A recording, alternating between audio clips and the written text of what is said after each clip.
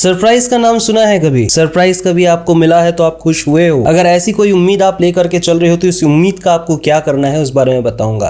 बंदा हाजिर है और मैंने देखा है वॉर 2। ये मूवी देखने के बाद से मेरा क्या रिएक्शन है, इस मूवी को आपको देखना चाहिए या नहीं, और इतना जो हाई प्राइस लगा करके रखा है इस मूवी को लेकर के, उसको आपको पे करके देखना चाहिए या कुछ और करना चाहिए, इसी बारे में बात करूंगा। उससे पहले अगर आप चैनल पे नए हो तो चैनल को सब्सक्राइब करो, बेल का बटन दबाओ और वीडियो को एंड तक जरूर देखना। बस फर्स्ट थिंग फर्स्ट, क्या ये वॉर 1 से कनेक्टेड है? क्या ये जो स्पाई यूनिवर्स बनाने की जो कोशिश की गई है और इसको किसी और से भी जोड़ने की कोशिश की गई है, तो क्या ये पूरी तरह से जस्टिफाई करती है या बस यूं ही एक जाल बिछा दिया गया और कहा जा रहा है कि ये स्पाई यूनिवर्स के हर एक कैरेक्टर को एक टाइम पे क्रॉस करेगी? तो सबसे पहला आंसर ये है कि हाँ, ये मूवी जो है आपको वॉर 1 और स्पाई यूनिवर्स को कनेक्ट करवाती है, और इसका रीजन मुझे बताने की जरूरत नहीं है। इससे पहले जितनी भी मूवीज आई है स्पाई यूनिवर्स वायरफ की तरफ से, आपको पता है किसको किसके साथ कनेक्ट किया गया है। और अभी कबीर के साथ में क्या पठान है, क्या टाइगर है, या फिर इसके साथ में अनिल कपूर या फिर आलिया की एंट्री है या नहीं, वीडियो के एंड तक बने रहो, बताऊंगा। सबसे पहले बात करते हैं स्टोरी की। तो कहानी की शुरुआत होती है कबीर से। कबीर यहाँ पे जो है एक रॉ एजेंट है जो कि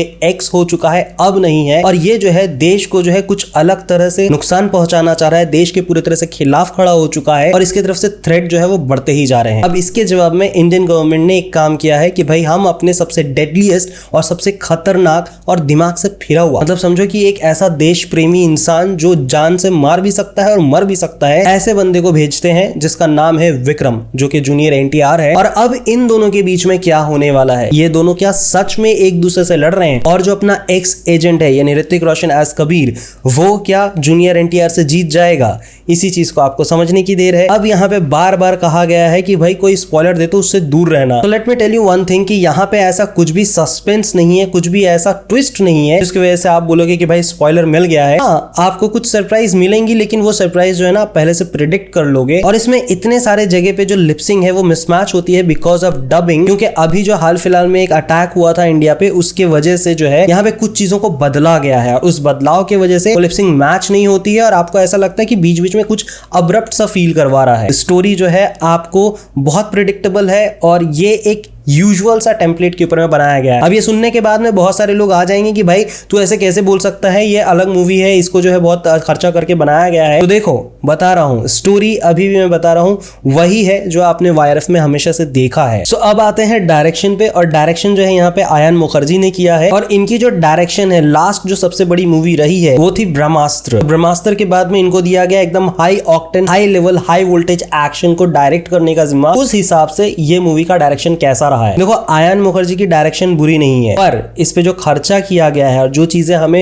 एक्सपेक्टेशन होती है कि भाई ऐसे ऐसी कुछ चीजें दिखाई जाएगी, वो पूरी तरह से खरा नहीं उतर पाती है। और एक चीज बता रहा हूँ, मूवी का एक्शन सीन तभी दमदार होता है जब आप किसी छोटे से स्क्रीन पे देखते हो और उसको देखने के बाद आप बोलते हो कि भाई ये बड़े स्क्रीन पे क्या लगता। तो उस हिसाब से कह रहा हूँ कि जब मैं बड़े स्क्रीन पे इनके एक्शन सीन को देख रहा हूँ तो देख करके इतनी सारी कमियां निकल रही है और इतना वाहियात लग रहा है, इसको देखने के बाद ऐसा लग रहा है 400 करोड़ रुपया कहां डाला इन लोगों ने। देखो, there is no doubt in लोगों ने स्केल अप किया है, बहुत सारे जगह पे आपको शॉट बहुत ही जबरदस्त और बहुत ही ग्रैंड लगेगा, लेकिन वहीं पे जो है बहुत सारी चीज बहुत अजीब तरह से काम करती है। ऐसा लगता है मैं सलमान खान की कोई एक्शन मूवी देखने के लिए आया जहां पे बहुत सारी चीजों में फ्लॉज भर भर के दिखाए जा रहे हैं। एक्शन में मुझे ये कमी तो लगती है कि आप जब नॉर्मल कोई शॉट चल रहा होता है ठीक है, पर जैसे ही वो एक्शन पे आता है तो फिर मुझे आता है कबीर खान का याद, क्योंकि Kabir Khan is the only one जो कि भाई वायरफ में जाकर के जो एक्शन का लेवल उन्होंने सेट किया ना भाई, उससे बड़ा कोई नहीं कर सकता। के बाद अगर किसी का नंबर आता है तो वो है सिद्धार्थ आनंद। पता नहीं क्यों उनसे छीन करके आयान मुखर्जी को दे दिया गया। आई होप कि वो कहीं जीजा साला वाला मामला ना हो कि भाई बीवी का भाई है इसी को देके करवाते हैं, वरना बीवी नाराज हो जाएगी। आयान मुखर्जी एंड रानी मुखर्जी, मैं ज्यादा घुसना नहीं चाह रहा हूँ। आप जब नॉर्मल शॉट देखोगे बहुत अच्छा पुल ऑफ करता है। यहाँ पे पूरी कहानी जो है इमोशन और एक्शन दो चीज पे खड़ी है। इमोशन जो है काम करता है, जो मैसेज चल रहा है, जो एक दूसरे में जो कन्वर्सेशन चल रहा है, और वो जब कन्वर्ट किसी और चीज में हो रहा है, जब दुश्मनी, तो आप समझो उस चीज को कि उस जगह पे इतना पावरफुल इंपैक्ट दे रहा है, तो क्यों ना आपको उस वक्त में एक्शन डायरेक्टर चेंज करके वहां पे एक्शन के लिए खास एक ऐसे एक्सपर्ट बंदे को देना चाहिए जो भाई एक्शन में मास्टर हो। इसके अलावा अगर बात गाने की जाए तो भाई गाना कभी भी इंपैक्ट छोड़ता ही नहीं है। इतना बड़ा हवा बनाया था एनटीआर और ऋतिक रोशन, भाई एनटीआर कहीं से भी ऋतिक रोशन के सामने में टिक नहीं पाता है, पूरे फिल्म के अंदर में कहीं पे भी नहीं। The main reason you will watch this movie because of Hrithik Roshan. Hrithik Roshan का जो ऑरा है, ऋतिक रोशन की जो पर्सनालिटी है, उसी को देखने के लिए आप जा रहे हो। एंड ट्रस्ट मी, अगर वो सोच के जा रहे हो, आपका एक एक पैसा वसूल है भाई। बड़े पर्दे पे Hrithik Roshan as an action hero आपको एकदम जबरदस्त लगने वाला है। एक चीज और, वायरफ पता नहीं क्यों अपने फीमेल स्टार को जो है सिर्फ और सिर्फ आई कैंडी के तौर पे यूज कर रहा है बॉस। उनके पास में बहुत ज्यादा कुछ है करने के लिए। आपने जो इतना बड़ा स्पाई यूनिवर्स बनाया है, आप उसमें आलिया भट्ट को तो दिखा रहे हो ना स्पाई के तौर पे, तो भाई वो जब एक लड़की होकर के इतना जबरदस्त सा एक कैरेक्टर प्ले करने जा रही है, आप यहाँ पे आई कैंडी क्यों बना रहे हो? पठान में भी वही किया था दीपिका पादुकोण के साथ में, there is only a love interest. भाई मुझे इस चीज से थकान हो गई है कि आप अपनी हीरोइन को जो है कभी टॉवल गिरा के, कभी बिकिनी में, कभी किसी तरह से आप इंगेज करने का सोच रहे हो। दुनिया बहुत आगे बढ़ चुकी है, प्लीज डू समथिंग एल्स। और कुछ बाहर निकालो तो कुछ नया निकालो यार। आप ऐसे ऐसे एक्टर को वेस्ट कर रहे हो ना, like SRK, like Salman Khan, like Hrithik Roshan. Why you are destroying their career man? क्यों कर रहे हो? मत करो please. Hrithik Roshan will set fire on the screen, तो आपके लिए पैसा वसूल है अगर आप किसी और नजरिए से जा रहे हो देखने के लिए।